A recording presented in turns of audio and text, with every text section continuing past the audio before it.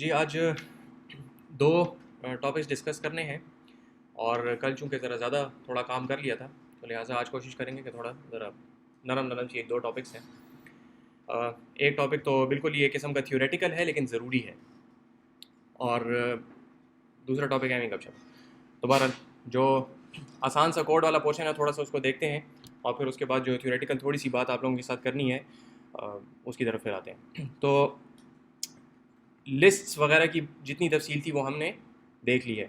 कुछ और वेरिएशंस भी होती हैं लिंक लिस्ट के ऊपर, लेकिन those aren't even as necessary as circular one. ठीक है, उसके अलावा सर्कुलर को भी आप डबली कर सकते हैं कि अभी तक सर्कुलर हमने सिर्फ नेक्स्ट पे चलाया है, उसका भी प्रीवियस ऐड करते हैं तो वो उसके अंदर आ जाता है, लेकिन अगेन उसके फिर इतने ज़्यादा यूजेस नहीं है कि उसके ऊपर टाइम ज़्यादा लगाया जाए। And if you understand these three तो आगे वेरिएशंस जितनी भी आती हैं वो सारी की सारी आप ऑटोमेटिकली फिर देख सकते हैं जब ज़रूरत पड़ जाए तो।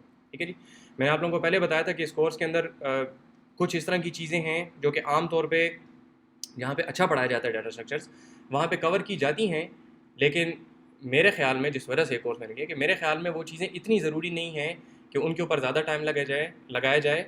कुछ और चीज़ें हैं जो कि इनसे ज़्यादा ज़रूरी हैं तो उनको स्किप करके आगे जाया जाए। ठीक है, बात समझ आ रही है?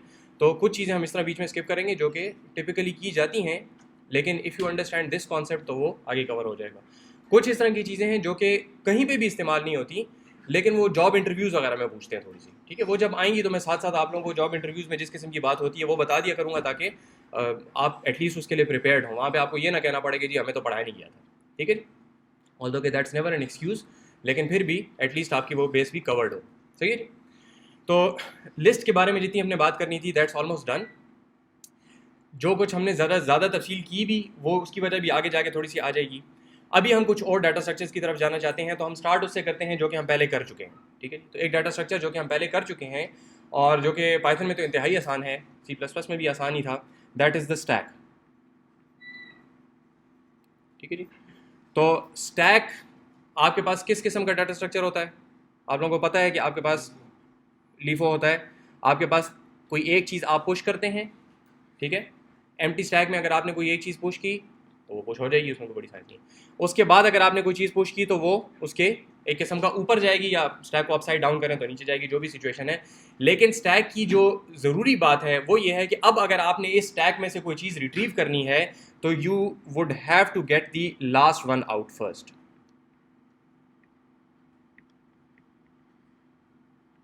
जिसकी वजह से इसको लीफो कहा जाता है, लास्ट इन फर्स्ट आउट। ठीक है जी, ये बात ज़रूरी है। अगेन जॉब इंटरव्यूज़ में लोगों को तंग करने के लिए लोग ये सवाल पूछते हैं कि जी स्टैक में आप जो आखिरी वैल्यू है उसके अलावा कोई और वैल्यू देख सकते हैं कि नहीं देख सकते। तो इसका एक बड़ा ज़बरदस्त किस्म का जवाब है कि नहीं। एक वो नहीं देख तो सकते हैं, अरे होता है ये होता है कि नहीं देख सकते, स्टैक में नहीं देख सकते। स्टैक के अंदर by definition you can only look at the top most.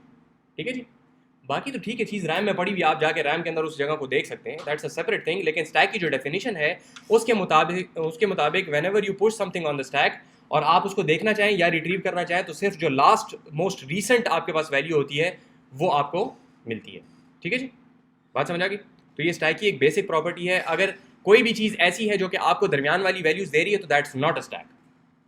ठीक है जी, क्योंकि वो स्टैक की डेफिनेशन पर पूरा नहीं आता। सही हो गया जी, ये बात सही, सिंपल सी बात है।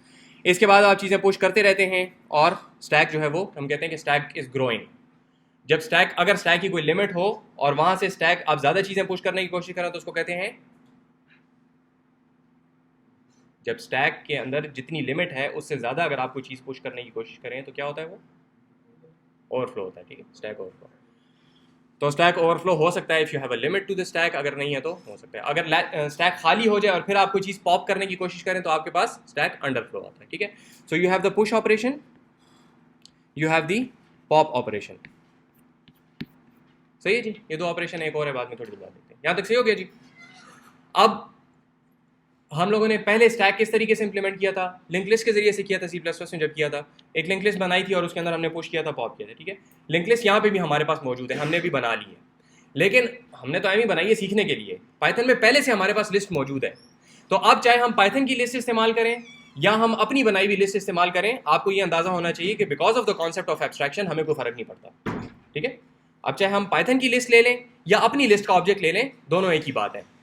उसके अंदर अपेंड है, हमारे उसके अंदर पुश का ऑपरेशन था। ठीक है जी, तो अगर आप कह लें कि append is the same as push तो आपके पास लिस्ट ऑलरेडी एग्जिस्ट करती है, आपको लिस्ट दोबारा बना के इस्तेमाल करने की ज़रूरत नहीं है। ठीक है, ये डाटा स्ट्रक्चर्स के कोर्स में याद रखेंगे हमेशा। जितने डाटा स्ट्रक्चर्स हम पढ़ेंगे तकरीबन सारे के सारे, सारे नहीं तकरीबन सारे के सारे, आप सिर्फ सीखने के लिए बना रहे हैं। एक दफ़ा इसलिए बना रहे हैं कि आप सीख जाएं। जब आप सीख जाएंगे तो फिर एग्जिस्टिंग इंप्लीमेंटेशंस को इस्तेमाल करेंगे, क्योंकि those are not only bug free as far as we can tell, लेकिन वो ऑप्टिमाइज भी हैं। ठीक है जी, बात समझ आ रही है? तो बनाएंगे सही सीखने के लिए, लेकिन फिर अपनी बनाई हुई इंप्लीमेंटेशंस को इस्तेमाल नहीं करेंगे अगर एग्जिस्टिंग इंप्लीमेंटेशन मिलती है तो। ठीक है जी, बात समझ आ गई? तो अब जो हम स्टैक इंप्लीमेंट करेंगे तो हम पाइथन की लिस्ट के ऊपर इंप्लीमेंट करेंगे। ठीक है जी, सही हो गया जी? हम पुश करेंगे और चीज़ को पॉप करेंगे। सही, स्टैक में दो ही ऑपरेशन हैं, इन दोनों को करेंगे। Right, so we have a list, empty list हमने बनाई, दिस इज आवर स्टैक। सही है, इसके अंदर instead of writing push we write append. ठीक है, it's the same idea, append आखिर में इंसर्ट करता है चीज़ को। ठीक है, तो अपेंड 12 तो ये चीज़ हो गई पुश, अपेंड 5 और 55 मैंने पुश कर दिया, तो ये तीनों आपके पास पुश हो गए। सही है जी, लिस्ट की शक्ल क्या बन गई? ये चीज़ सही है जी, कोई मसला तो नहीं है?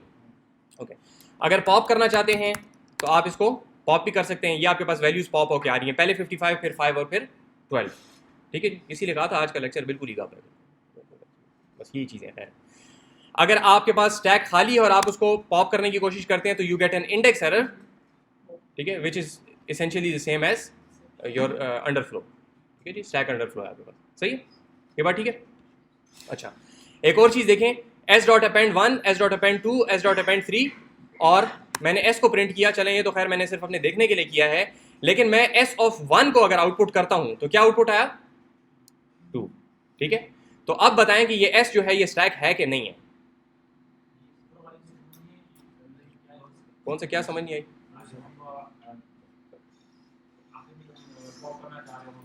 जी जी जी, 3 चीज़ें डाली थी, 3 दफ़ा तो पॉप हो गया।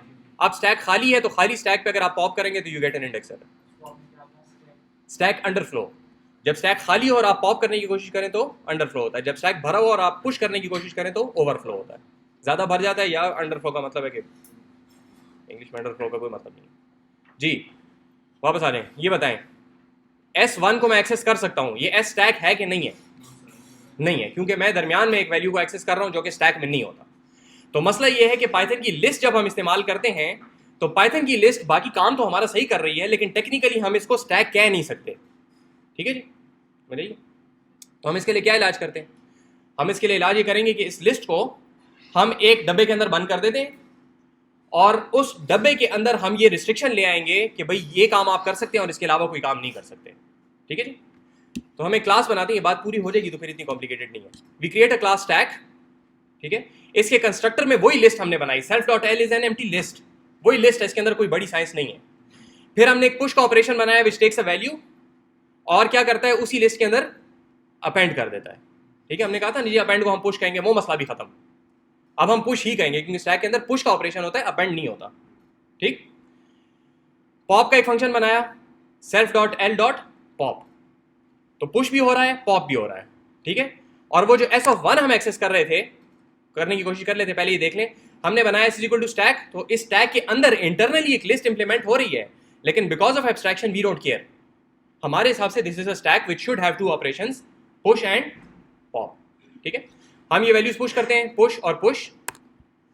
अगर हम इसको पॉप करने की कोशिश करते हैं तो you can get it out. अगर आप इसको प्रिंट करने की कोशिश करते हैं तो you don't even see the stack. ठीक है, तो कहता है ना दरमियान में चीज़ों को नहीं देख सकते, तो वो ऑब्जेक्ट में डालने की वजह से वो ऑटोमेटिकली मसला हल हो गया कि दरमियान की वैल्यूज अब आप नहीं देख सकते। अगर एस ऑफ 1 में एक्सेस करने की कोशिश करूं तो एस हमारे पास एक ऑब्जेक्ट है, अब लिस्ट नहीं है। एस के अंदर एक वेरिएबल है जो कि लिस्ट है, लेकिन एस खुद क्या है, एक ऑब्जेक्ट है जिसके ऊपर आप इंडेक्स नहीं लगा सकते। Stack object does not support indexing. जी जी, लेकिन मसला है कि उसी को तो हम हटाना चाह रहे हैं ना। आप ये कहना चाह रहे हैं कि इंडेक्सिंग नहीं होनी चाहिए, तो जस्ट बाय क्रिएटिंग दिस आपने एक्स्ट्रा काम अगर करेंगे तो इंडेक्सिंग वापस आ जाएगी, जो कि हमें नहीं चाहिए। ठीक है, so the point is that this is an error, but this is an error that we want, कि स्टैक के अंदर आप दरमियान में इंडेक्स बेस्ड चीजें ना निकाल सकें, सिर्फ पॉप के जरिए से चीज निकाल सकें। बात समझ रही है जी? हम लोगों ने काम न करके अपनी स्टैक की डेफिनेशन पूरी कर ली है। अगर हम इसकी इंडेक्सिंग इनेबल कर दें, जो कि हम कर सकते हैं, तो हम वापस उस मसले पे आ जाएंगे जिसकी वजह से हमने ये काम किया है। जी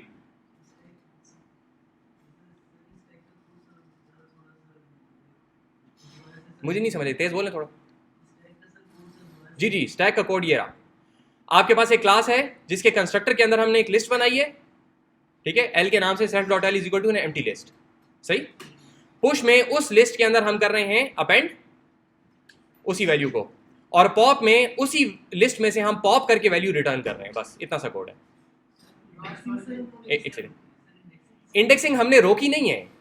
इंडेक्सिंग अगर हमें अपने ऑब्जेक्ट पे चाहिए तो हमें इंडेक्सिंग एनेबल करनी पड़ेगी, जो कि हमने नहीं की एनेबल, तो खुद ही रुक गई, ठीक है। हाँ, आप ये काम कर सकते हैं, एस डॉट एल ऑफ 1, ये काम आप कर,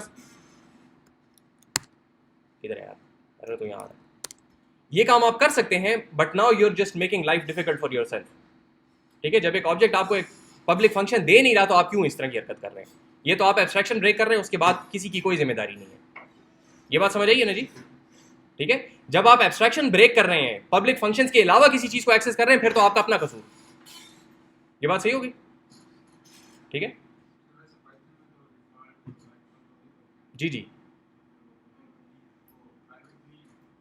जी, लेकिन पाइथन में तरीकाकार ये है कि only the functions which do not have an underscore are considered private by convention, ठीक है। अगेन देखिए, ये एक्सेस मॉडिफायर्स का पहले बताया था कि एक्सेस मॉडिफायर जो हैं डेवलपर्स को हेल्प आउट करने के लिए होते हैं कि भाई इस काम को एक्सेस करो और इसको एक्सेस मत करो। तो बाय डेफिनेशन एल को एक्सेस मत करें, ठीक है, वेरिएबल्स को एक्सेस ना करें। अगर आप एक्सेस करेंगे तो your intentionally breaking abstraction and it's up to you, फिर कसूर आपका। लास्ट जो आखिर में पुश की गई थी वो तो पॉप से एक्सेस होती है, इंडेक्स से नहीं कर सकते। डेफिनेशन के मुताबिक नहीं, देखिए नहीं कर सकते का मतलब ये होता है कि अगर आप करेंगे तो किसी उसूल को आप वायलेट कर रहे हैं, वरना कंप्यूटर में कर आप सब कुछ सकते हैं फिर, ठीक है, करने को आप सब कुछ कर सकते हैं। आखिर में आपके पास रैम है ना, शुरू से रीड करना शुरू कर दें, वैल्यू निकल ही आएगी आखिर में, ठीक है। मकसद ये होता है कि if you are following good coding practices then you shouldn't be doing this. नहीं कर सकते की ट्रांसलेशन ये होती है, ठीक है जी, बात समझ आइए। तो again we are trying to create a stack structure, और स्टैक स्ट्रक्चर क्रिएट करने का तरीकाकार क्या है कि हम उसके वो फंक्शंस एक्सपोज करेंगे, इसको कहते हैं फंक्शंस को एक्सपोज करना, यानी कि उनको पब्लिक बनाना। वो फंक्शंस हम एक्सपोज करेंगे जो कि हम चाहते हैं कि बाहर वाला इनको एक्सेस करें, दैट्स इट, उसके अलावा कोई और काम कॉल करने वाला न करे, ठीक है। करेगा तो उसका अपना कसूर। सही हो गया यहाँ तक जी, ठीक है, मसला तो नहीं है, ओके।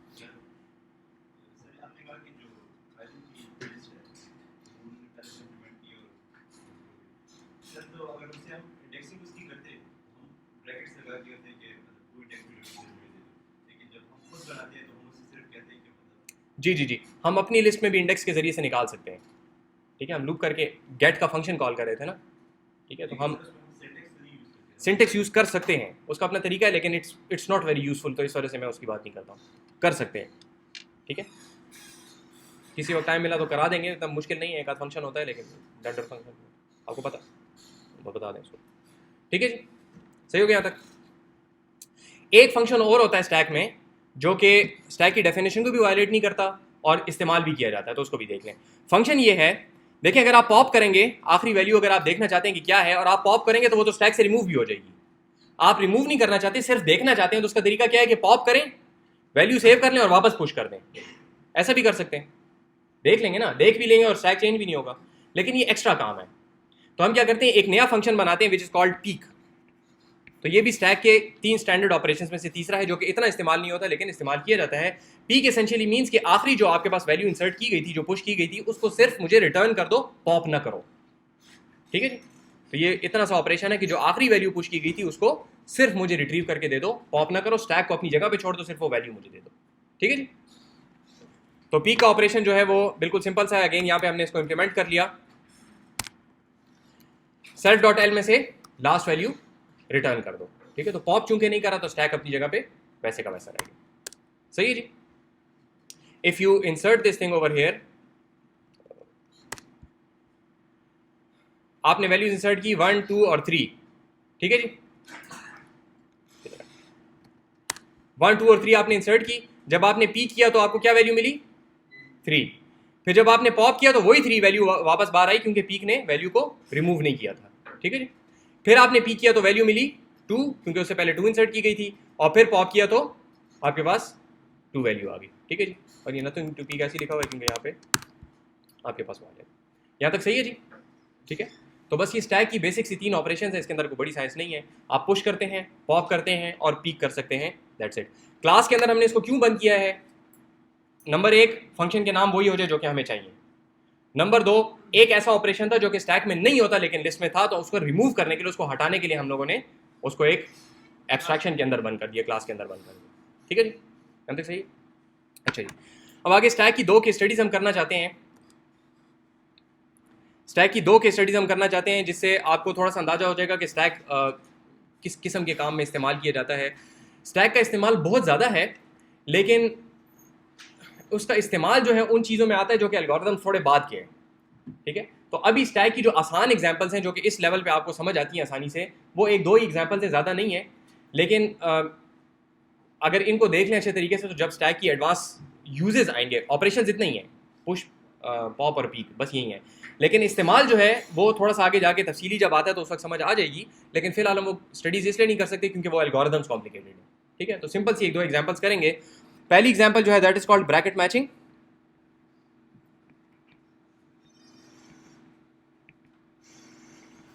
ठीक है। So bracket matching essentially is that if you have a string, so let's say 5 + 2 multiply by 9 + 7 bracket bracket. ये ब्रैकेट्स जो हैं ये मैच्ड हैं कि नहीं है, बराबर हैं कि नहीं है? नहीं है ना। ये इसके साथ हो गया, ये इसके साथ हो गया और ये एक्स्ट्रा है, ठीक है।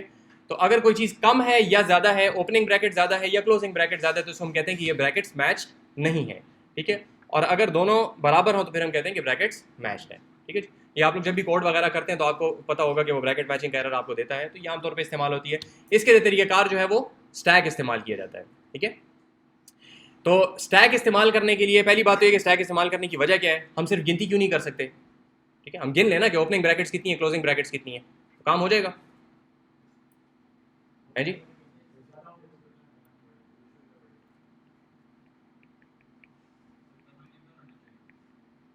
जी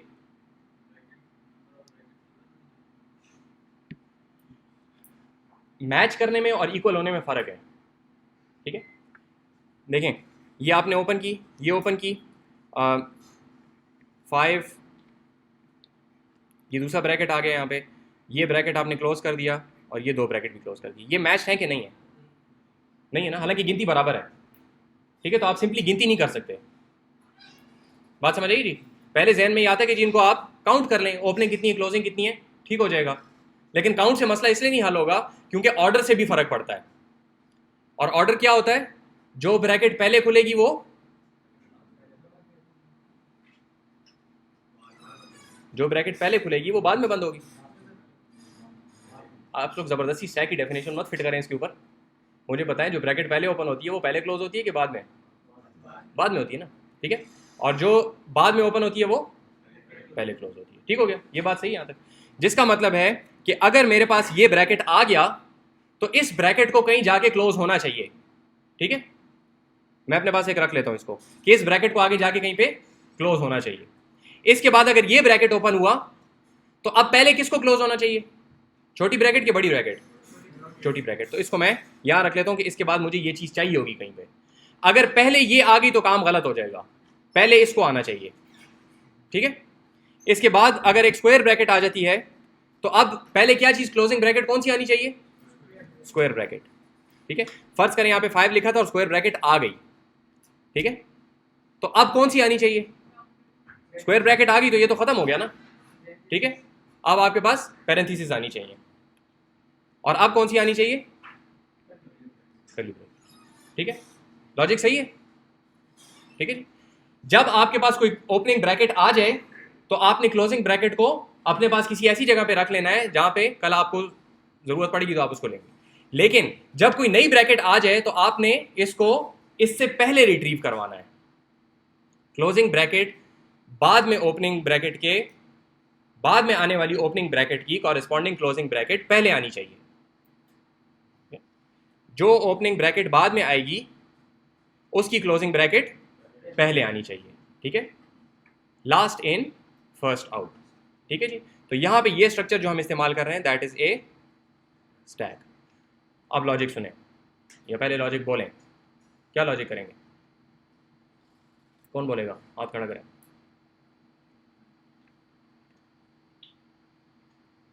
गलत बोले, बोले सही ना, गलत बोल नहीं सकते, सही बोलेंगे लेकिन बोले।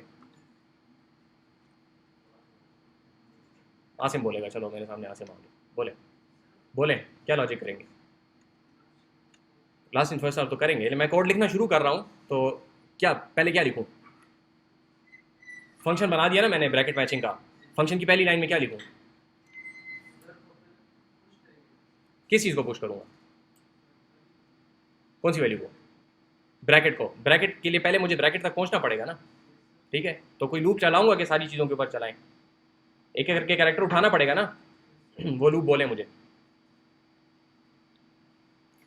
कहते सुबह सुबह मुसीबत आ गई सर, मैं बोलता हूँ, आप मुझे पता है कि आपको समझ है इसकी वो नहीं है, लेकिन वैसे ही ज़रा टेंशन में आ गए। एक एक करके कैरेक्टर्स को रीड करेंगे ना, सही, एक एक करके कैरेक्टर्स को रीड करेंगे। अगर आपके पास ओपनिंग ब्रैकेट आ जाए तो फिर क्या करेंगे उसको, अगर ओपनिंग ब्रैकेट आ जाए तो क्या करेंगे, ओपनिंग ब्रैकेट को पुश करेंगे। इधर देखें किस चीज़ को पुश किया है, उसकी कॉरेस्पॉन्डिंग क्लोजिंग ब्रैकेट को, ठीक है। हमने ये पुश करना है कि कल को मुझे क्या चीज़ चाहिए, वो भी कर सकते हैं, ओपनिंग ब्रैकेट को भी पुश कर सकते हैं, लेकिन हम इस तरीके से करेंगे क्लोजिंग ब्रैकेट को पुश करते हैं, थोड़ा सा कोड साफ हो जाता है, सही है जी। आगे चलते जाएं, अगर एक और ओपनिंग ब्रैकेट, किधर गया हमारा लूप,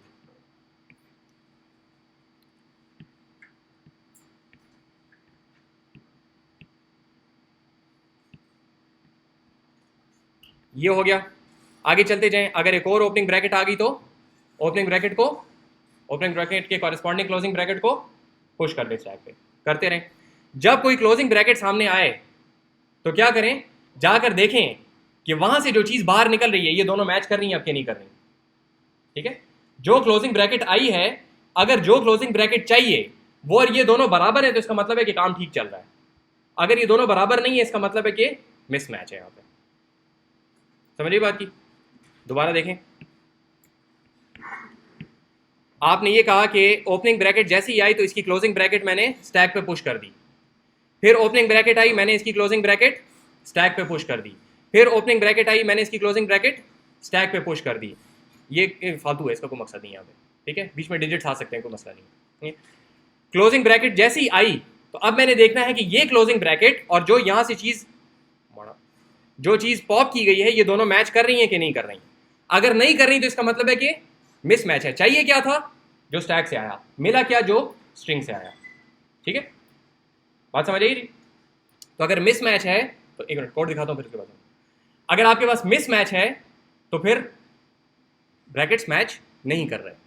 अगर पूरी की पूरी स्ट्रिंग चल जाती है और कहीं पे मिसमैच नहीं आता इसका मतलब है कि सारे मैच हैं, ठीक है जी, ठीक है। थोड़ा कोड को देखें फिर उसके बाद वापस आते हैं। देखें पहले जरा इस बात को समझें, जिप का ऑपरेशन याद है,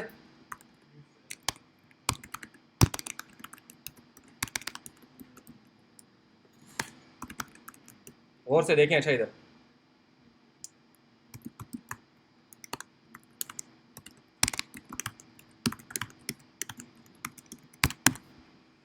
जिप का ऑपरेशन करता है, कॉरेस्पॉन्डिंग वैल्यूज को आपस में जिप कर देता है, ठीक है, पेयर्स बना देता है।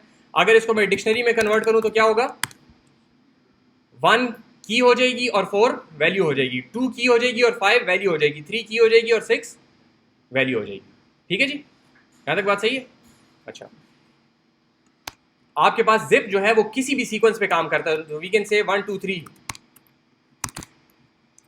ओहो सेम थिंग, ठीक है जी। इसके ऊपर जब चलेगा तो पहली दफा 1 आएगा, उसको किसके साथ पेयर किया जाएगा, 4 के साथ, फिर 2 को पेयर किया जाएगा 5 के साथ और 3 को पेयर किया जाएगा 6 के साथ, सही है जी, और उसको डिक्शनरी में कन्वर्ट कर दिया। ये हम क्यों कर रहे हैं, ये हम इसलिए कर रहे हैं क्योंकि हमारे पास यहाँ पे ये ओपनिंग ब्रैकेट और क्लोजिंग ब्रैकेट से जवाब में हम बनाना चाह रहे हैं एक डिक्शनरी।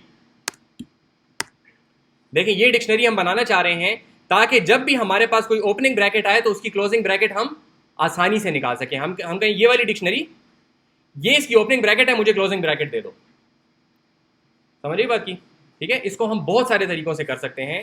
डिक्शनरी हाथ से भी बना सकते हैं, बगैर डिक्शनरी के भी काम कर सकते हैं, लेकिन डिक्शनरी और जिप के जरिए से आपका कोड छोटा हो जाता है और आसान हो जाता है। अभी ये आसान नहीं लग रहा आपको, ठीक है, अभी ये लग रहा है कि इतना घुमा के बात क्यों की जा रही है, लेकिन इस तरीके का कोड आपको रिपीटेडली नजर आएगा जब भी आप कोई सेंसिबल किस्म के एल्गोरिथम्स के अंदर काम करेंगे। इस वजह से यहाँ पे सिंपल सिनारियो में हम इसको देखते हैं। ठीक है, ये डिक्शनरी देख लें, ये डिक्शनरी समझ आ गई कि opening value is the key and closing value is the value. ठीक है, ओपनिंग ब्रैकेट की है और क्लोजिंग ब्रैकेट वैल्यू है। तो जब भी इस डिक्शनरी को, इस मैपिंग की डिक्शनरी को आप कोई भी ओपनिंग ब्रैकेट देंगे तो ये आपको क्या रिटर्न करेगा? क्लोजिंग ब्रैकेट, उसकी कॉरेस्पॉन्डिंग क्लोजिंग ब्रैकेट। ठीक है जी, समझ आइए। अगर इसको आप ओपनिंग ब्रैकेट ये देंगे तो ये आपको क्या रिटर्न करेगा? ये वाली वैल्यू। समझ आ रही कि नहीं आ रही? इसको अलग कर लें।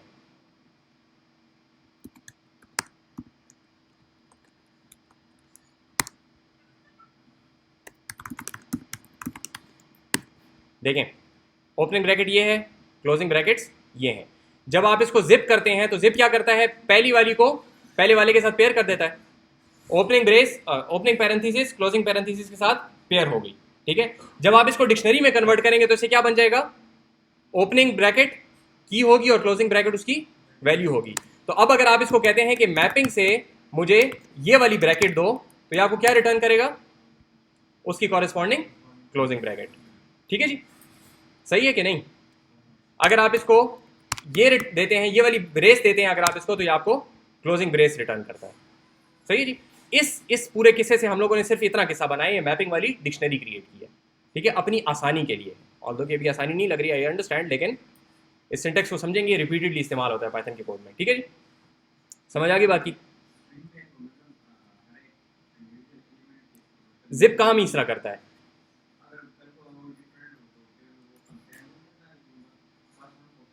जिप का तरीका काम ये, आप उसको एक सीक्वेंस देंगे, दूसरा सीक्वेंस देंगे, वो उसके ऊपर इंडेक्सिंग चलाता है। ठीक है, तो स्ट्रिंग के ऊपर जब आप इंडेक्सिंग चलाते हैं तो एक ही कैरेक्टर आता है, हमें खुद ख्याल करना होगा। अगर आपके जहन में वर्ड्स हैं तो आपको कुछ और करना पड़ेगा। ठीक है, अगर आप कहते हैं ना वर्ड्स के जिप बनाना है, वो कुछ और आपको करना पड़ेगा। ठीक है, जब जरूरत पड़ेगी फिर देख। ठीक है जी, यहाँ तक सही है। मैपिंग क्रिएट हो गई, मैपिंग का मसला खत्म हो गया कि नहीं? ठीक है, ये डिक्शनरी जहन में रखें, बस ये डिक्शनरी हमने बनाई है पहले। ठीक है, इसको बस मैपिंग की ये डिक्शनरी है। अब किस तरीके से बनी है को आप भूल सकते हैं। ठीक है, जिप वगैरह के ऑपरेशन को भूल सकते हैं। ये चीज़ है, आप इसको जब भी कोई ओपनिंग ब्रैकेट देते हैं तो ये आपको कॉरेस्पॉन्डिंग क्लोजिंग ब्रैकेट रिटर्न कर देती है। ठीक हो गया जी? ओके, अब आ जाएं। अब हम क्या करेंगे, हम स्टैक के लिए यहाँ पे एक लिस्ट इस्तेमाल कर रहे हैं। ठीक है, अगेन हम अपनी स्टैक की क्लास भी इस्तेमाल कर सकते हैं, हम सिंपल लिस्ट इस्तेमाल कर रहे हैं ताकि क्यों कर रहे हैं, वैसे ही कर रहे हैं। ठीक है जी, अच्छा। अब क्या करेंगे, एक एक जो पहले बात की, ठीक है, एक एक कैरेक्टर के ऊपर हम चलेंगे। For character in string, c for character. ठीक है, जो भी आपको स्ट्रिंग ऊपर पास की गई है, कैरेक्टर बाय कैरेक्टर आप उस पर चलेंगे। ठीक है, अब इसके अंदर मुख्तलिफ केसेस हैं। पहला केस ये है कि ना ये ओपनिंग ब्रैकेट है ना ये क्लोजिंग ब्रैकेट है, तो फिर ये क्या है? कोई डिजिट है या मल्टीप्लाई का साइन है या प्लस का साइन है, कुछ और चीज अदर देन ब्रैकेट। ठीक है, अगर ना ओपनिंग ब्रैकेट है और ना क्लोजिंग ब्रैकेट है तो क्या चीज है? कोई ऐसी चीज है जिसके साथ हमारा कंसर्न नहीं है। तो if c is not in mapping dot values and c is not in mapping dot keys, ना कीज में है ना वैल्यूज में है, तो फिर क्या है? कम से कम ब्रैकेट नहीं है। कंटिन्यू आगे चलो, इसके साथ हमारा कोई काम नहीं है। केस 1। ठीक है, केस 2 क्या हो सकता है कि ओपनिंग ब्रैकेट है। ठीक है, अब है ब्रैकेट ही, इससे जब हम आगे आएंगे तो खामखा ब्रैकेट ही होगी, या ओपनिंग या क्लोजिंग। तो अब दो केस बच गए कि अगर वो ओपनिंग ब्रैकेट है, इफ सी इन मैपिंग, तो अगर आप सिर्फ मैपिंग लिखते हैं तो आपको क्या चीजें रिटर्न होती है? उसकी कीज। ठीक है, सी इन मैपिंग का मतलब है कि आप मैपिंग जो डिक्शनरी है उसकी कीज में से कोई एक है ये कैरेक्टर, जिसका मतलब है कि ये ओपनिंग ब्रैकेट है। तो अगर ओपनिंग ब्रैकेट है तो हम क्या करते हैं, क्यू के अंदर अपेंड करते हैं मैपिंग ऑफ सी, यानी कि पहले इस कैरेक्टर की क्लोजिंग ब्रैकेट निकालो कॉरेस्पॉन्डिंग और उसको स्टैक में डाल दो। ठीक है, I have no idea why I am calling this a queue, I should call this a stack.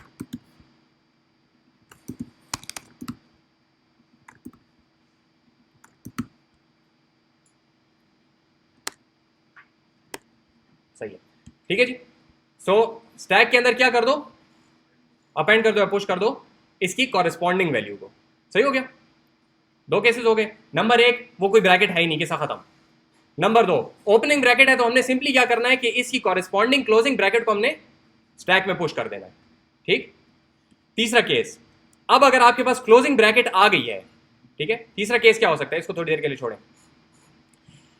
अगर आपके पास स्टैक डॉट पॉप जो आपने किया है, अगर वो इस सी के बराबर नहीं है, ठीक है, अगर वो इस सी के बराबर नहीं है, तो इसका मतलब है कि जो चीज आप पॉप कर रहे हैं वो मैच नहीं कर रही है आपके करंट ब्रैकेट के साथ, करंट क्लोजिंग ब्रैकेट के साथ वो चीज जो पॉप हुई है वो मैच नहीं कर रही है अगर, तो इसका मतलब है कि देयर इज अ मिसमैच। तो फौरन क्या कर दो, रिटर्न फॉल्स। बाकी पूरी स्ट्रिंग को देखने की जरूरत ही नहीं है, यहीं से रिटर्न फॉल्स कर दो, क्योंकि एक मिसमैच हो गया तो बस अब सारी की सारी स्ट्रिंग के ब्रैकेट्स मिसमैच हो चुके हैं, अब उसके बाद मैच एग्जिस्ट करने की पॉसिबिलिटी नहीं है।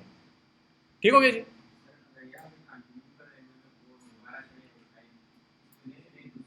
असल में मिसमैच आ गया है, ठीक है, जब मिसमैच आ गया ना, और आपके फंक्शन ने क्या निकालना था कि मिसमैच है कि नहीं है, आपने कितने मिसमैच नहीं निकालने, क्योंकि वैसे भी जब आपके पास ब्रैकेट्स होती है ना, जब एक मिसमैच आ जाए तो then it makes no sense,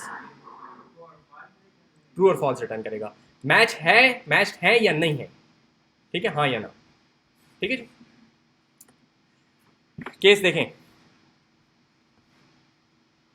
हमने अभी तक क्या कर लिया, ब्रैकेट ब्रैकेट, ये चीज सही काम कर रही है, आपके पास ओपनिंग ब्रैकेट आई तो हम लोगों ने क्लोजिंग ब्रैकेट पुश कर दी, फिर ओपनिंग ब्रैकेट आई हमने क्लोजिंग ब्रैकेट पुश कर दी, 5 आया हमने 5 को इग्नोर कर दिया, क्लोजिंग ब्रैकेट आई, क्लोजिंग ब्रैकेट को हमने इसके साथ चेक किया, मैच हो गया, ठीक है, फिर क्लोजिंग ब्रैकेट आई हमने इसके साथ पॉप करके चेक किया, ठीक है, सही काम कर रहा है।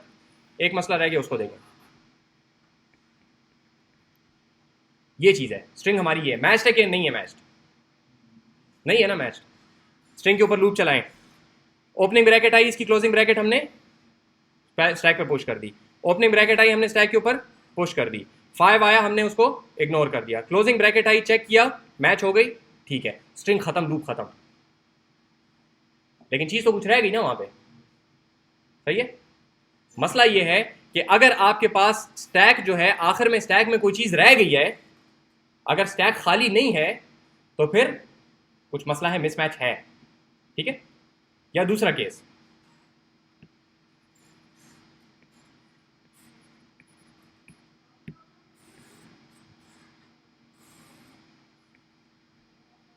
अब दोबारा चलाएं, ओपनिंग ब्रैकेट आई, आपने उसकी क्लोजिंग ब्रैकेट पुश कर दी, 5 आया आपने इग्नोर कर दिया, क्लोजिंग ब्रैकेट आई आपने पॉप किया और चेक किया, ठीक है, ये आया लेकिन स्टैक खाली है, तो अगर स्ट्रिंग रह गई है और स्टैक खाली हो गया, यानी कि कोई ब्रैकेट्स हैं आपके पास और स्टैक खाली है, तब भी मसला है, और स्टैक खाली हो गया और स्ट्रिंग रह गई तब भी मसला है।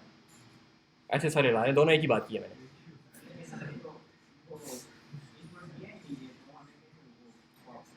जी जी, देखिए स्ट्रिंग के ऊपर आप लूप चला रहे हैं ना, ठीक है, तो आपके पास ये क्लोजिंग ब्रैकेट तो आई है, आप उस इफ में तो पहुंचे हैं, एस में तो आप पहुंचे हैं, लेकिन पॉप करने के लिए कोई चीज नहीं है आपके पास, ठीक है। जब पॉप करने के लिए कोई चीज नहीं है, इसका मतलब है कि इसकी कॉरेस्पॉन्डिंग ओपनिंग ब्रैकेट वहां पे नहीं आई थी, ठीक हो गया। तो एरर देना चाहिए, यही कह रहा हूं ना, इसको फॉल्स रिटर्न करना चाहिए कि दिस इज नॉट मैच्ड। अभी फिलहाल तो एरर दे रहे कोड में, इसको सही करते हैं ना, ठीक है, यहां तक सही है।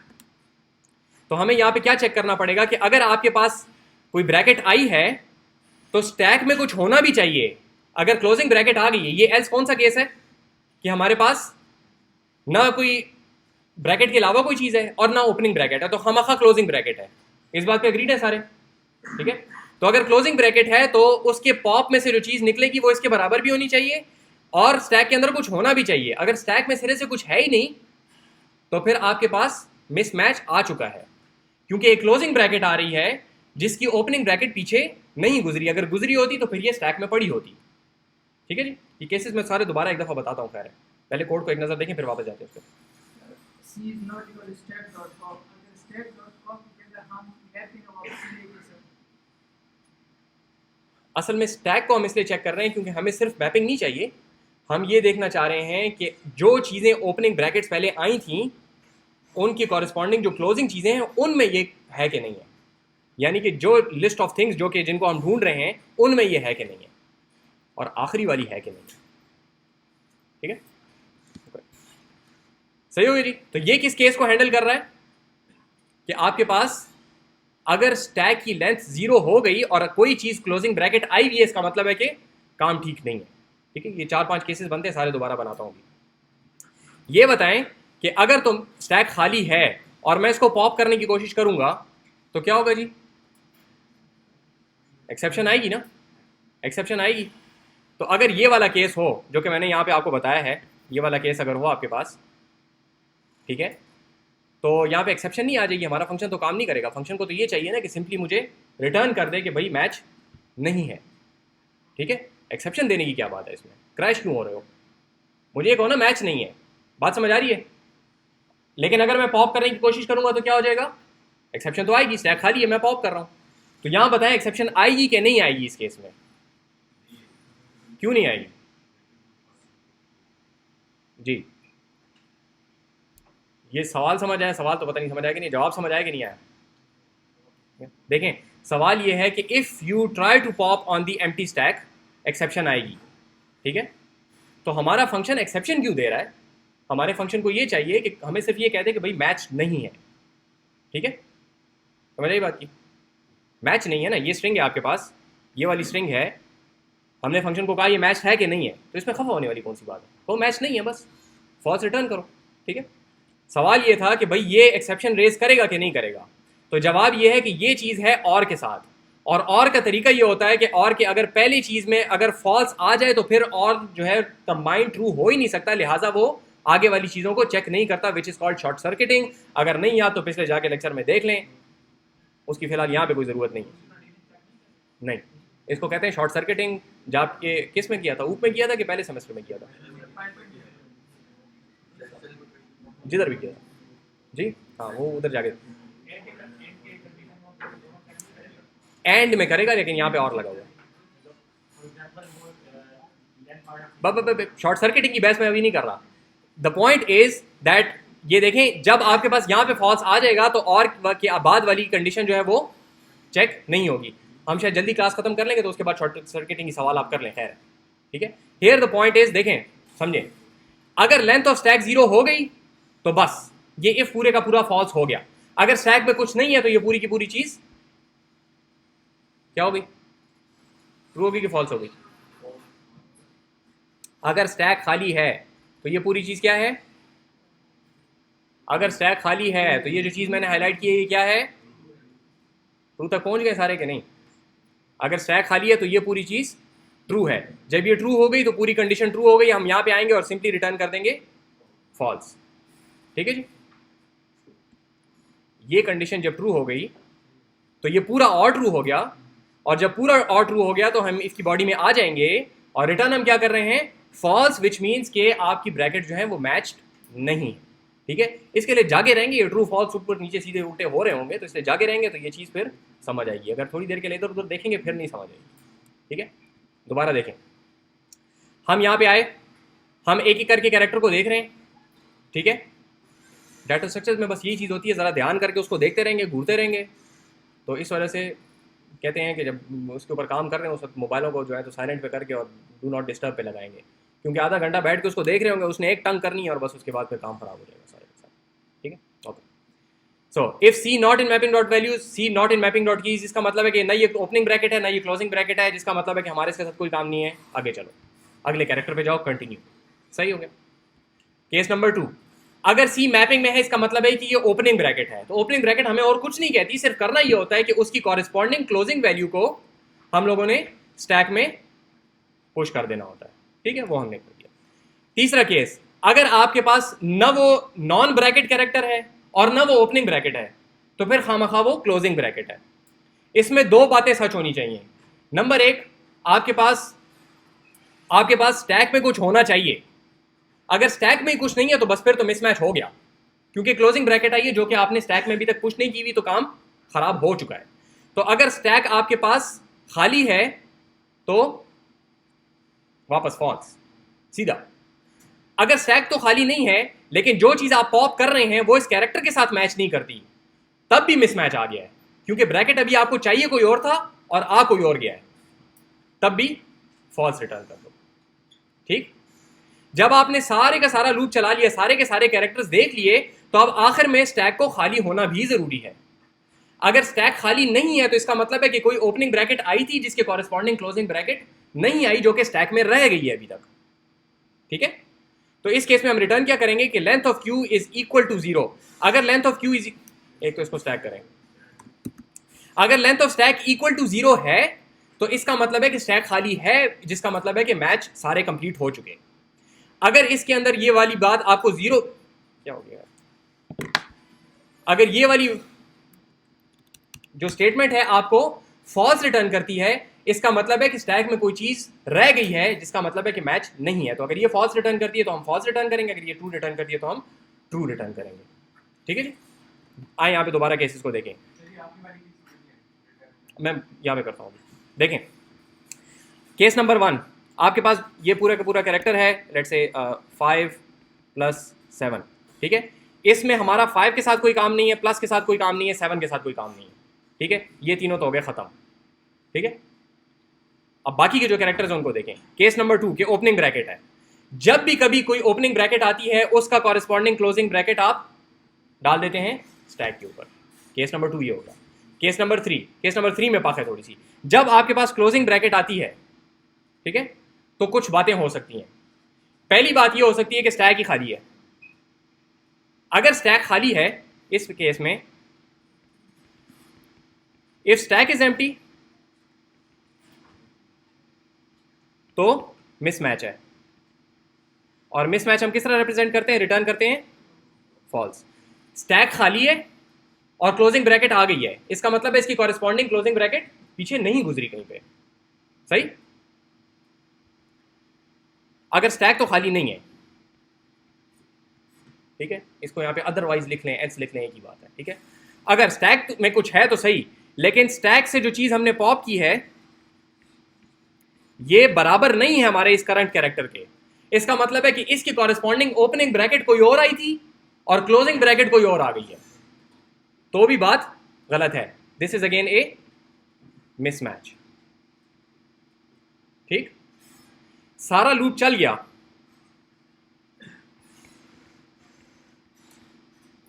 ठीक है, सारा लूप चल गया, तो अब स्टैक को होना चाहिए खाली, जिससे ये पता चलेगा कि जितने ओपनिंग ब्रैकेट्स आए थे उतने ही क्लोजिंग ब्रैकेट्स आ चुके हैं, और ऑर्डर उनका हम दरमियान में, लूप के दरमियान में चेक कर चुके हैं। ठीक है, कोई ब्रैकेट बचना नहीं चाहिए कि भाई क्लोजिंग ब्रैकेट मुझे, अगर स्टैक में ये पड़ा हुआ है तो इसका क्या मतलब है कि मुझे ये चाहिए आगे। ठीक है, इसका कॉरेस्पॉन्डिंग ओपनिंग आया था और ये अभी तक स्टैक में पड़ा हुआ है, इसका मतलब है कि इसका कॉरेस्पॉन्डिंग, इसका भाई जो है वो पीछे आगे नहीं गुजरा है।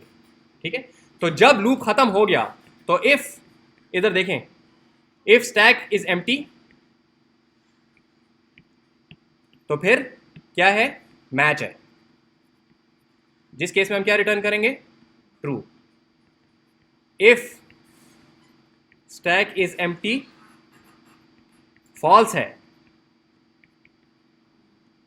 ठीक है, तो फिर हम क्या रिटर्न करेंगे, फॉल्स। तो इसका तरीका हम क्या करेंगे, स्टैक डॉट एम्प्टी कैसे लिखते हैं, length of stack is equal to 0। ठीक है, तो हम लिखेंगे if length of stack is equal to 0 return true. क्या हुआ, गलत लिखा, सही लिखा, गलत लिखा, सही लिखा। एल्स यानी कि length of stack is equal to, फिर क्या होगा, ये फॉल्स होगा तो हम क्या रिटर्न करेंगे, रिटर्न फॉल्स। तो देखें ये पैटर्न है, ये बहुत दफा आता है जब आपके पास यहां पे कोई बुलियन वैल्यू हो, अगर बुलियन वैल्यू इज ट्रू तो रिटर्न ट्रू, अगर बुलियन वैल्यू इज फॉल्स तो रिटर्न फॉल्स। तो आप सिंपली कर देते हैं रिटर्न दिस बुलियन वैल्यू। अगर ये ट्रू रिटर्न करेगा तो हम क्या रिटर्न करेंगे, ट्रू। अगर ये फॉल्स रिटर्न करेगा तो हम रिटर्न करेंगे फॉल्स। तो ये दोनों इक्विवेलेंट होते हैं। जब भी आप बुलियन वैल्यू के ऊपर चेक लगा रहे हो और नीचे डायरेक्ट ट्रू या फॉल्स ही रिटर्न कर रहे हो इफ एल्स में, तो इट मींस कि आप इन दोनों को लिख सकते हैं दीज आर, अलग जगह ब्रैकेट लगा दिए, लॉजिकल इक्विवेलेंस पढ़ लिए, these two are logically equivalent, कि if Boolean value is true return true, if Boolean value is false return false. This is exactly the same as this thing. ठीक है, दो ही पॉसिबल वैल्यूज है ना Boolean value की, true या false. अगर ये ट्रू रिटर्न करेगा तो हम ट्रू रिटर्न कर देंगे, अगर ये फॉल्स रिटर्न करेगा तो हम फॉल्स रिटर्न कर देंगे, which is the same as this guy. सही है, okay. So length of stack is equal to 0, length of stack is equal to 0 हम यहाँ पे रिटर्न कर रहे हैं, ठीक है। दोबारा एक दफ़ा देख लें और फिर इसको कोड करेंगे तो अच्छा समझ आएगा। पूरी स्ट्रिंग के ऊपर हम लूप चला रहे हैं, अगर वो नॉन ब्रैकेट कैरेक्टर है तो भाड़ में गया, अगर वो ओपनिंग ब्रैकेट है तो उसका कॉरेस्पॉन्डिंग क्लोजिंग ब्रैकेट हम स्टैक पे पुश कर देंगे। अगर ये दोनों बातें नहीं है तो इसका मतलब है खामखा क्लोजिंग ब्रैकेट है। इसमें दो बातें ट्रू होनी चाहिए। नंबर एक, या तो आपके पास दोनों बातें ट्रू होनी चाहिए। गौर से देखें इधर, ठीक है। ये आप डिस्क्रीट में एक लॉ पढ़ेंगे, वो लॉ यहाँ पे अप्लाई होता है, मैं लॉ नहीं बताने लगा, लेकिन बहरहाल यहाँ पे दोनों बातें ट्रू होनी चाहिए। स्टैक को खाली भी नहीं होना चाहिए, अगर स्टैक खाली हो गया तो हम फॉल्स रिटर्न कर देंगे। नंबर दो, स्टैक से जो चीज़ बाहर आएगी वो बाहर जब आए तो हमारे इस कैरेक्टर के साथ मैच भी होनी चाहिए, अगर मैच नहीं होगी तो भी हम फॉल्स रिटर्न कर देंगे। तो अगर स्टैक खाली है या जो चीज़ बाहर निकली है वो मैच नहीं कर रही तो हम क्या रिटर्न कर देंगे? False, which means there is a mismatch. जब पढ़ लें तो यहाँ पे वापस आके अप्लाई करें दोबारा। डी मॉर्गन्स लॉ है, अगर पहले नहीं पढ़ा हुआ तो अभी देख लें। डी मॉर्गन्स लॉ है वो यहाँ पे अप्लाई होता है, ठीक है। ये जो ना और हाँ उल्टे सीधे हो रहे हैं और एंड और हो रहे हैं ना, ये डी मॉर्गन लॉ है, यहाँ पे लगता है। इसको जहन में रख लें, जब डी मॉर्गन लॉ पढ़ेंगे डिस्क्रीट में तो आगे दोबारा यहाँ पे करें इसको। पर जिन्होंने पढ़ लिया, ठीक है, जिन्होंने पढ़ लिया उनको पता होगा, बाकी सबने भी पढ़ लिया।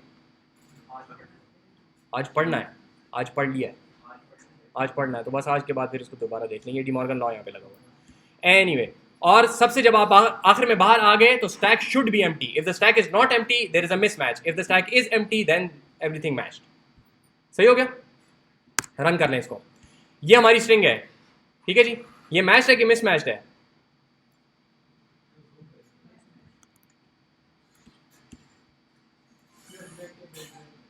एग्जाम में कितनी बड़ी सारी देंगे, 5 लाइनों की स्ट्रिंग, कहेंगे करो।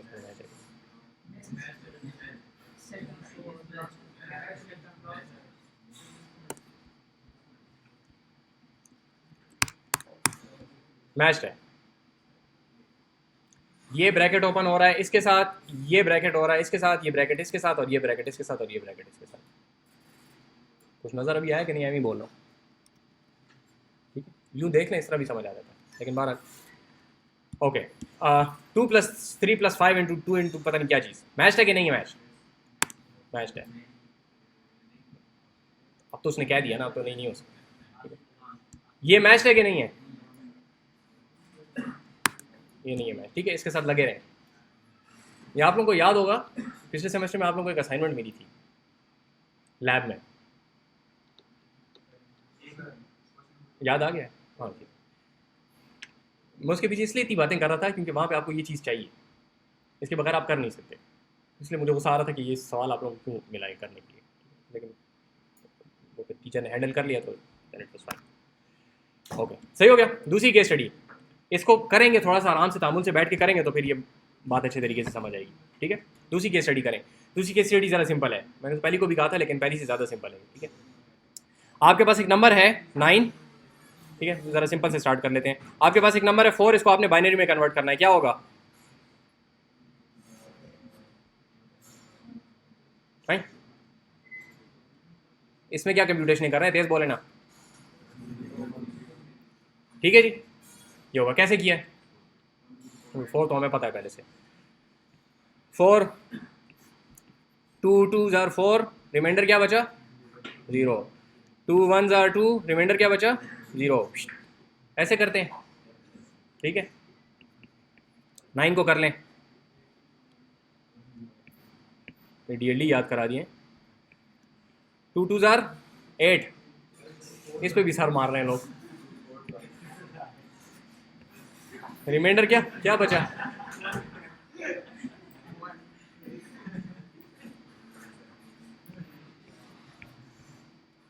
1 0 0 1। सही है जी। ये पॉइंट नहीं है, पॉइंट ये कि देखें यहाँ पे आपने किया क्या है। ये आखिरी एरो जो मैंने लगाया, what is this? This is last in first out, ठीक है। दोबारा देखें क्या किया हमने। एक होता है कि आपको तरीका आता हो, दूसरा एक है आपने कंप्यूटर को ये तरीका सिखाना है। आपको ये तरीका आता है बड़े अच्छे तरीके से, आप इसमें हंस भी रहे हैं, ठीक है। इतना सिंपल है ये, ज़रा सिखाएं कंप्यूटर को, शाबाश, ठीक है। कंप्यूटर को जब सिखाएंगे ना तो लग पता जाएगा कि आपको तरीका आता है कि नहीं आता। बताएं क्या किया है यहाँ पे।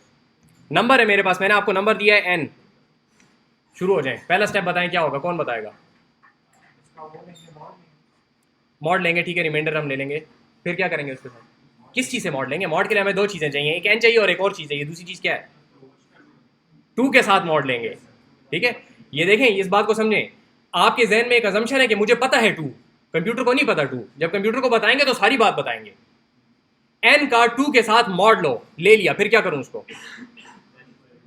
उसको हम कर देंगे स्टैक पे पुश। 4 का केस चलाते हैं, ठीक है। 4 का केस था, हमने इसका 2 के साथ मॉड लिया, तो रिमाइंडर क्या आ गया? किधर लिखूं? 0। हमने स्टैक पे 0 पुश कर दिया। फिर अब क्या करूं? दोबारा मॉड लूंगा, फिर वही आ जाएगा। तो ये तो हम लगे रहेंगे, ये तो इसका मॉड तो हमेशा 0 ही आएगा, हम 0 पुश करते जाएंगे।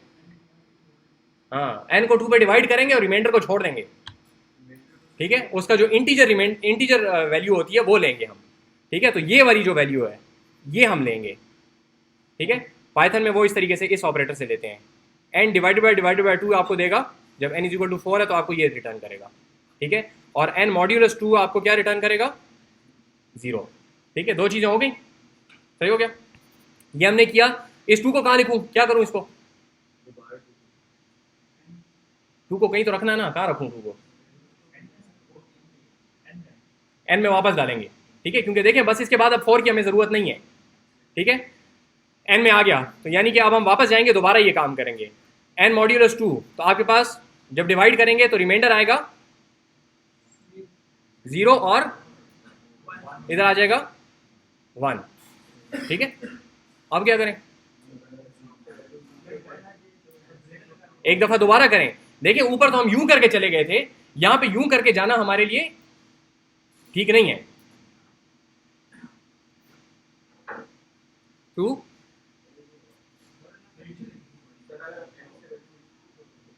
वो भी कर सकते हैं, लेकिन उसमें आपके फिर देखें आपकी एक साफ सुथरी लॉजिक चल रही है। यहाँ पे डिवाइड करें, रिमाइंडर उधर करें और इसको इधर करें।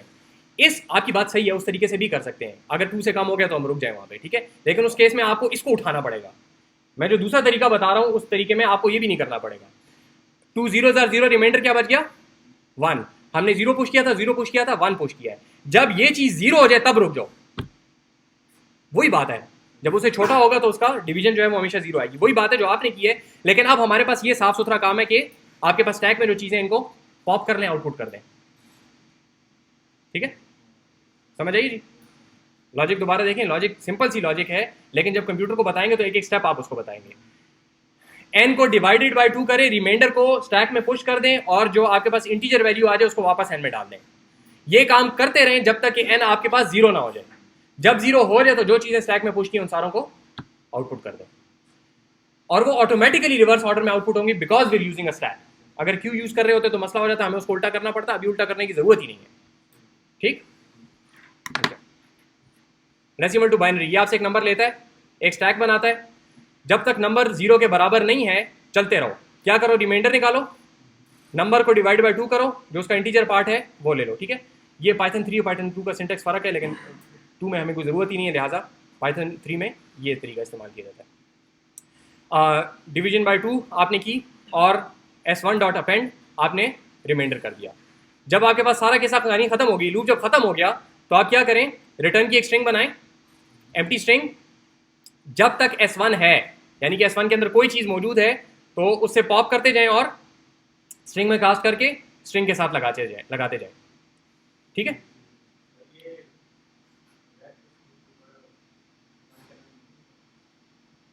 स्ट्रिंग हमने स्ट्रिंग वापस भेजनी है, हमने प्रिंट नहीं करना, ठीक है। तो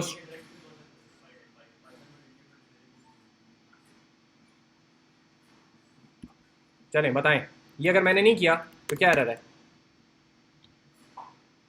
आप ये कह रहे हैं ना कि ये कर सकते थे, डिक्लेरेशन की ज़रूरत नहीं है, एग्रीड। मैं डिक्लेयर नहीं कर रहा हूँ, मैं डिफाइन कर रहा हूँ। अगर मैं ये करूँगा तो क्या एरर है? No no. हाँ, क्या एरर का नाम बताएं, एरर का नाम बताएं। हाँ, उसका नाम क्या होता है? Unbound local.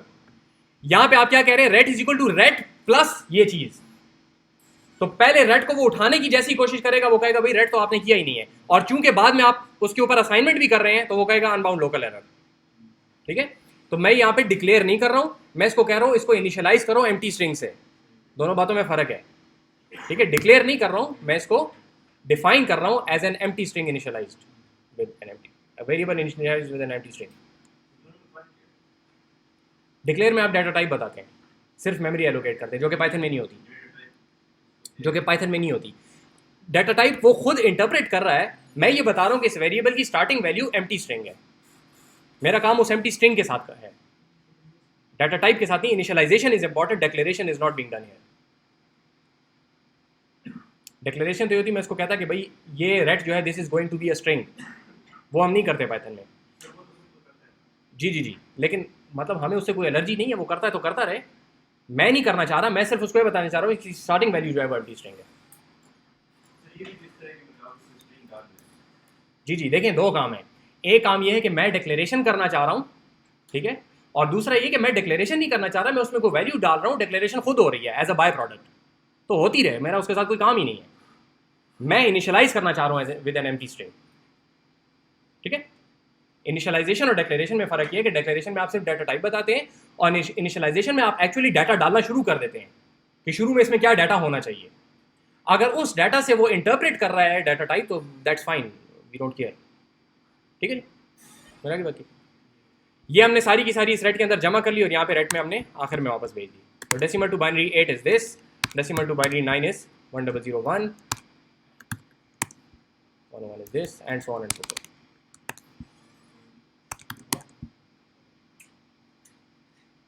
गलत हो गया, क्यों गलत हो गया? जीरो के केस में ये लूप सिरे से चलेगा ही नहीं, जब ये चला ही नहीं तो स्टैक के अंदर कुछ भी पुश नहीं हुआ, ठीक। तो इस जीरो के केस को आपको अलग से हैंडल करना पड़ेगा।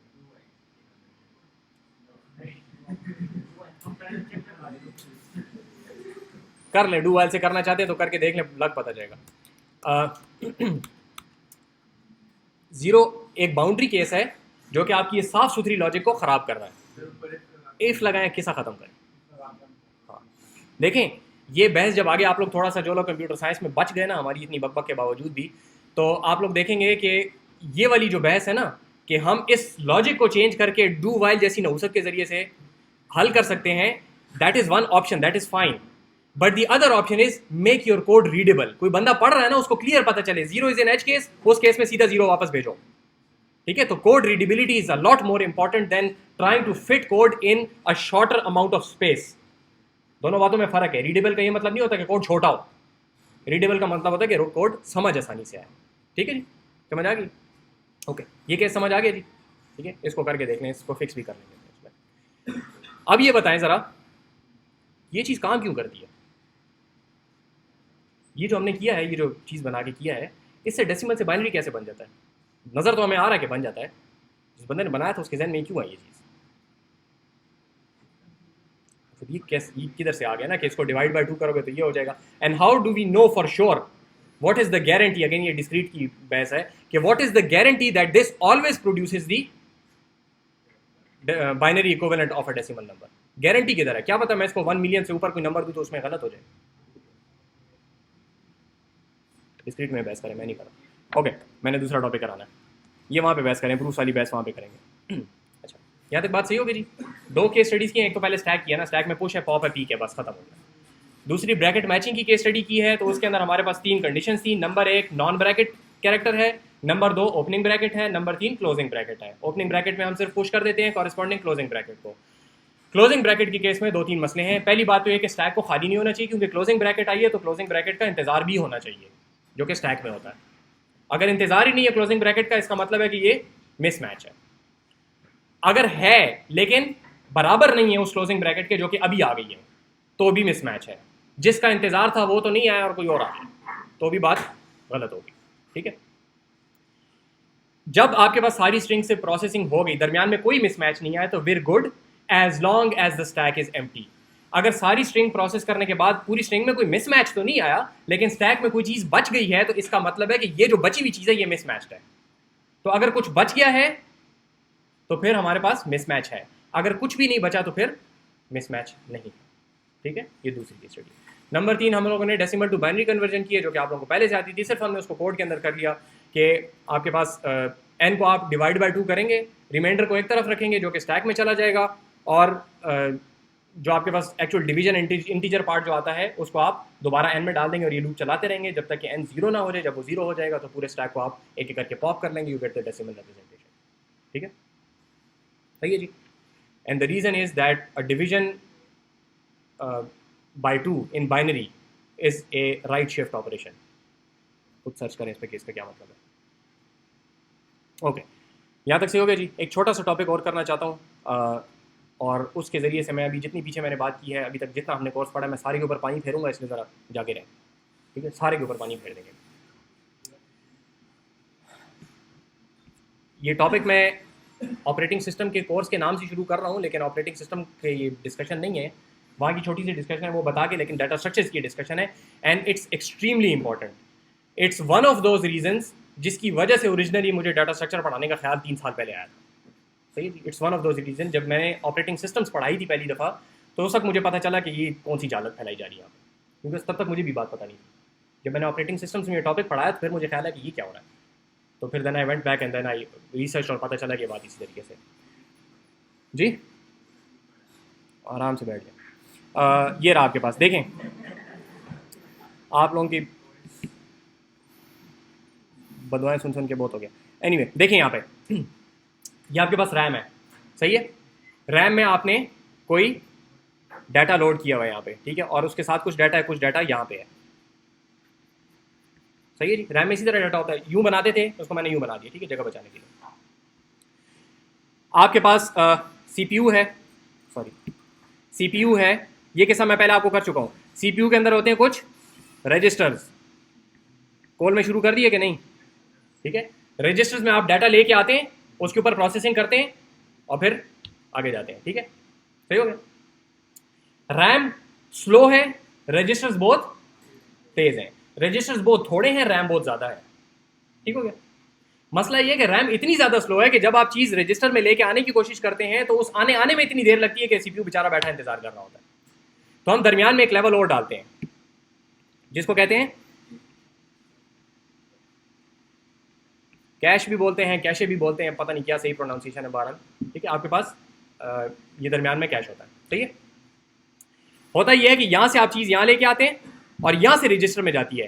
तो रैम बहुत बड़ी है, कैश थोड़ा छोटा है। रैम स्लो है, कैश थोड़ा तेज है। रजिस्टर से स्लो है लेकिन रजिस्टर से ज़्यादा है, ठीक है। तो जितना जितना आप रैम के करीब जाते जाते हैं उतना ज़्यादा स्पेस ज़्यादा होती जाती है, स्पीड स्लो होती जाती है। यहाँ पे दरमियान में आपके पास 3 लेवल के कैश होते हैं जिसको L3 कैश कहा जाता है, ठीक है, L1 L2 L3। तो इस किस्म की 3 लेयर्स होती हैं और फिर रैम आती है। जितना आप रैम के करीब होते जाते हैं उतना ज़्यादा स्पेस ज़्यादा होती जाती है और स्पीड स्लो होती जाती है, ठीक है। तो होता ये कि जो चीज़ आपको चाहिए होती है वो आप लेके आते हैं, ठीक है। ये सारी बहस मैं इस वजह से कर रहा हूँ, ये अगेन कॉल की बहस नहीं है, ये हमारे डाटा स्ट्रक्चर्स की बहस है।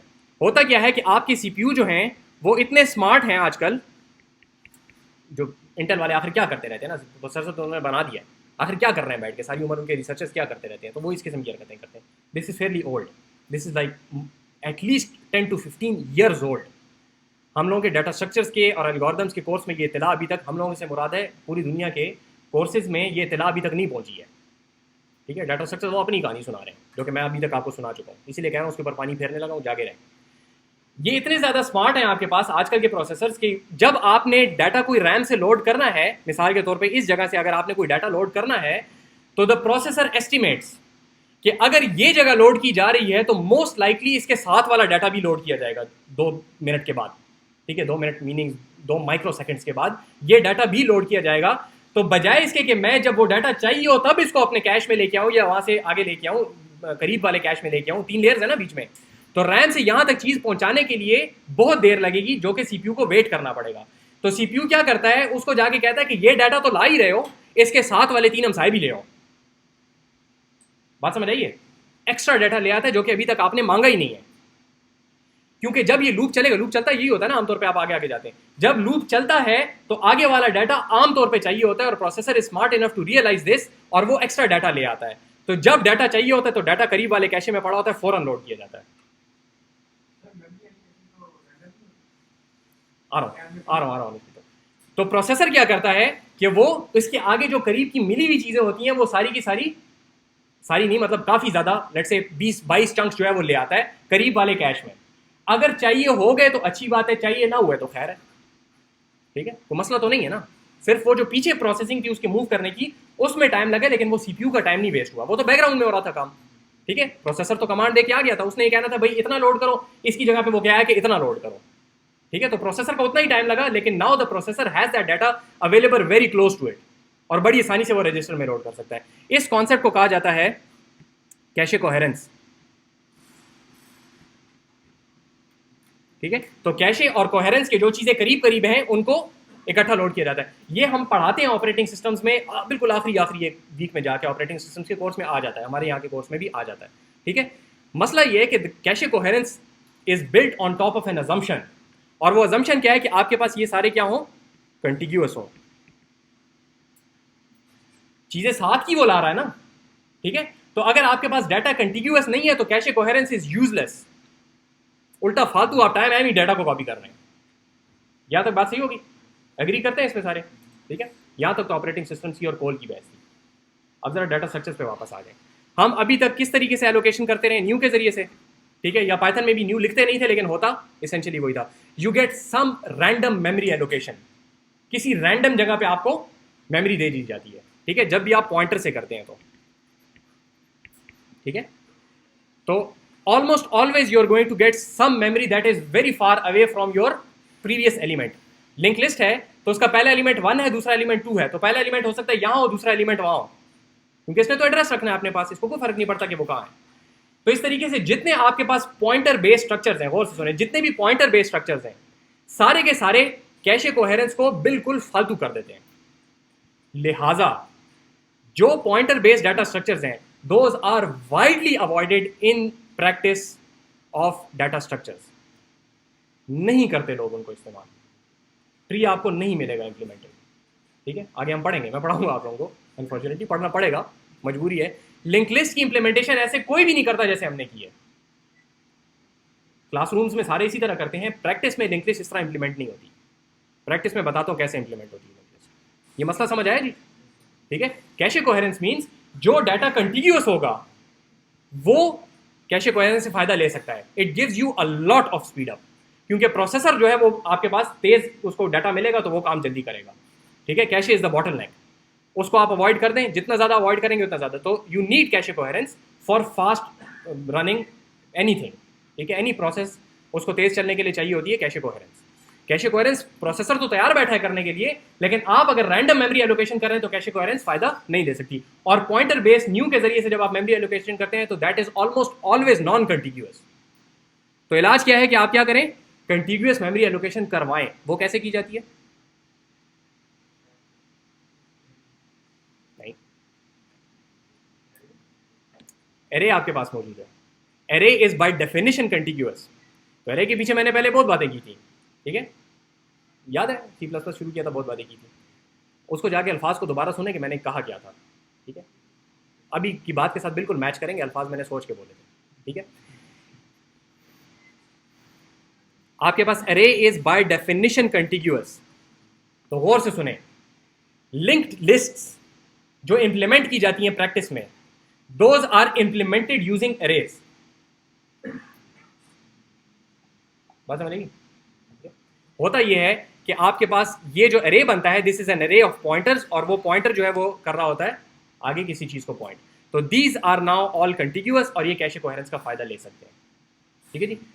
इसकी आगे की तफसील की ये कैसे होता है समझना जरूरी नहीं है, लेकिन इतनी बात आपको पता होनी चाहिए कि अगर आप पॉइंटर बेस्ड स्ट्रक्चर्स कर रहे हैं तो those are not memory efficient, ठीक है। वो परफॉर्मेंस अगर आपको चाहिए, जो कि आपको हमेशा अच्छी चाहिए होती है, अब पाइथन की लिस्ट आपको पता है कि सारी दुनिया इस्तेमाल करती है, ठीक है, और हर काम के लिए हम इस्तेमाल करते हैं। तो अगर उसके अंदर थोड़ा सा भी मेमोरी की परफॉर्मेंस की इंप्रूवमेंट आती है तो it's a huge improvement for the whole world, ठीक है। इस वजह से यहाँ पे अगर आप जाएं, design and history FAQs of Python अगर आप सर्च करने आपको मिल जाएंगे। इसके अंदर अगर आप जाएं तो how are list implemented in C Python, which is essentially the official implementation. तो C Python list are really variable length arrays, ठीक है, they are not list like link list, which means कि जो हमने इंप्लीमेंटेशन की ये ऐसे implementation कोई करता नहीं है, ठीक है। सवाल ये पैदा होता है कि नंबर एक, ये पढ़ाई क्यों जाती है। उसकी दो वजूहत हैं। पहली वजह है कि सारी दुनिया ने इसी तरह पढ़ी, इसलिए आगे सारे इसी तरह पढ़ा रहे हैं, ठीक है। इसी वजह से मैंने भी आपको पढ़ा दिया कि आप लोगों को ये चीज़ें पता होनी चाहिए। अगर आपको ये नहीं पता तो नंबर एक, जॉब इंटरव्यूज़ में मसला होता है, और नंबर 2, लोगों से बातें बहुत सुनने को मिलती हैं कि हाँ तुम लोगों ने तो अरे से लिंक लिस्ट इंप्लीमेंट की। लेकिन जो दूसरी बेहतर वजह जो है, वो बेहतर वजह ये है कि this is the building block. अगर इसके जरिए से आपने पॉइंटर बेस्ड स्ट्रक्चर को सीख लिया, ठीक है, तो फिर आप ट्री सीख सकते हैं। अगर आपने ट्री सीख लिया तो फिर आप ग्राफ सीख सकते हैं। और ग्राफ एक ऐसी चीज है जिसको आप इस तरीके से कंटिन्यूअस मेमोरी एलोकेशन से कर ही नहीं सकते, फिर आपको पॉइंटर बेस्ड करना पड़ेगा। लेकिन अगर डायरेक्ट ग्राफ सीखने की कोशिश करेंगे फिर समझ नहीं आएगा। तो this is a building block that gets you to graphs, ठीक है। तो जो प्रोग्राम्स फिर ग्राफ्स नहीं पढ़ाते ना, फिर उनसे जाके पूछेंगे भाई फिर क्या करते हैं इसके साथ, ठीक है। बिल्डिंग ब्लॉक कर लिया, फिर एक चीज एक्चुअल चीज जो बनानी थी वो बनाई नहीं, ठीक है। तो the end goal is graphs. बात समझ आई जी। यहाँ पे जो सीखने वाली बात है, जो समझने वाली बात है, वो ये है कि कैशे कोहेरेंस आपको कंटिन्यूअस मेमोरी एलोकेशन की वजह से स्पीड अप देती है, जिसकी वजह से आपके पास जो डाटा स्ट्रक्चर्स हैं वो पॉइंटर बेस्ड नहीं होने चाहिए, ठीक है। आमतौर पे if you can do something with arrays, you should be doing them with arrays, but not you guys. मैंने ये कहा था कि आप लोग अरे इस्तेमाल नहीं करेंगे, तो आप लोग अभी भी इस्तेमाल नहीं करेंगे। जिन लोगों ने लैंग्वेजेस लिखनी है पाइथन जैसी, वो अरेज इस्तेमाल करेंगे, वो अपनी लिंक लिस्ट बनाएंगे which is already efficient. You use list, Python की लिस्ट इस्तेमाल करें, अपनी लिस्ट मत इस्तेमाल करें, जो आज की क्लास के शुरू में मैंने बात की। समझ आ गई बात की, ठीक है। कोई सवाल हो तो पूछें।